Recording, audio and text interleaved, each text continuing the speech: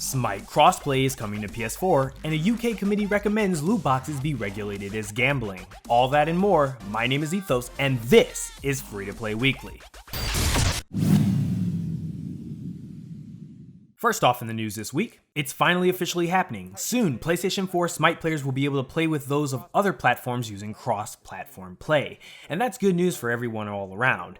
PS4 crossplay will arrive when the Odyssey Underworld update hits the console. Unfortunately, not everything will be supported when it arrives. Currently, cross-progression and cross-commerce is being worked on, so players will have to wait a little bit to have their achievements and trophies show up properly, or to use items purchased on other platforms. For those who are also curious about how this system will work, Titanforge has provided a short FAQ which can be found on the official Smite website. It's been a while, but if you remember an announcement back in June from NeoWiz stating that Bless Online Steam servers would be coming to a close in September, well, it looks like last week that day had came. The servers went down on the 9th last week. The Bless team dropped a short post on Friday reminding players of this fact and thanking them for hanging out, and of course threw in a little bit of hype at Bless Unleashed. While things may have not worked the way that we have hoped, we have learned a lot from the experience of creating Bless Online and are excited for the future of not only Bless Unleashed, but future titles. From everyone here on the Bless Online team, thank you again for your support over the past year and a half. Sure, it's a free download, but soon you'll be able to buy Apex Legends in a physical box and everything. So why would you want to do that? Well, it looks like Apex Legends will have two brand new editions, the Lifeline Edition and the Bloodhound Edition, each coming with 4 cosmetics for the character in question, 2 legendary skins, a banner, and a badge, as well as 1,000 Apex coins. Also, there's a shiny box, a actual physical box. Remember when that was a thing?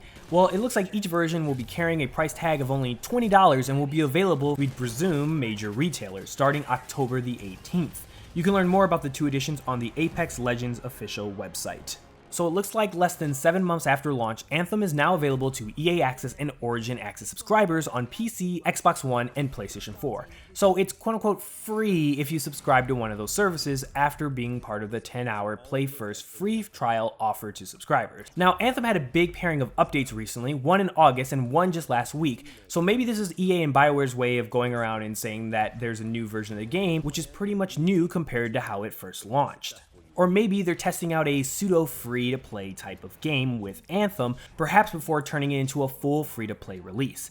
Still, it's not too early to ponder Anthem's prospects. The recent Cataclysm updates have been a welcome change to the game and have drastically improved the quality of the game, but there is still much to be wanted. And hopefully in the next couple of weeks, BioWare will be announcing what is next for Anthem. However, I do believe it's way too early to call a sort of doomsday scenario that Anthem is going to 100% go to free-to-play or that the game is officially dying, as all the evidence seems to point otherwise. BioWare just recently got a brand new studio, and not only that, it seems that there's actually a full-fledged team still working on the game. So the original Doomsday Scenario articles that came back months ago saying that Anthem was on life support seem to have been, well, wrong after all. So again, I think Anthem is definitely a game that we'll definitely see in the next couple of months will either turn one way or another. Either it'll have a big turnaround, similar to what Destiny went through, or it might ultimately end up being free to play. But all in all, I think a fair way of looking at this is EA is trying to get more players to either hop back into Anthem, or for brand new players to give the game a chance now that there's brand new content in the game.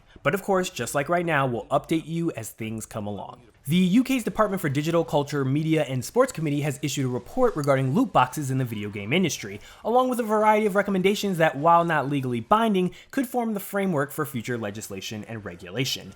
In the report, the committee recommended that quote-unquote loot boxes that contain the element of chance should not be sold to children playing games, and that PEGI, the UK equivalent of the ESRB, quote-unquote, apply the existing gambling content labeling and corresponding age limits to games containing loot boxes that can be purchased for real-world money and do not reveal their contents before purchase.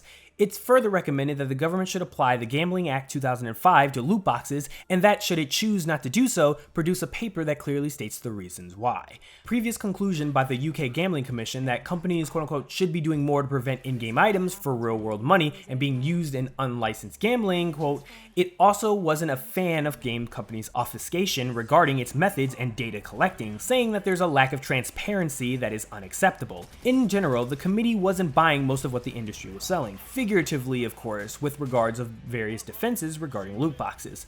Now, what does this all mean? Now, committees like this one that claim to have worked with Parliament as bodies that shadow and scrutinize the work of a government department and sometimes make policy recommendations as they have here. That makes all of this the recommendation by a third party, a bet an influential one. So nothing is law just yet. What we do appear to have, however, is action taken by elected officials who said that they will quote-unquote look into it. And that is the issue of loot boxes and whether they qualify as gambling. Now, it's a step, and I would admit a big step in the direction that many have foreseen for some time now, and whose final consequences have yet to come. But they don't look good for loot boxes and the companies that rely on them. And that moves us to the question of the week. With Apex Legends announcing 2 new physical editions, including these 2 brand new awesome skins, let me know which skin you prefer in the comment section below, the Bloodhound version or the Lifeline version. Me personally, I'm really messing with the Lifeline version. Hopefully these will be available separately in the game store when they release, and not exclusively locked to a physical edition, but this is EA we're talking about. And that's it for this week's Free to Play Weekly. Don't forget to check out mmobomb.com for giveaways and the latest news. My name is Ethos, and I'll catch you guys later. Peace out, everyone.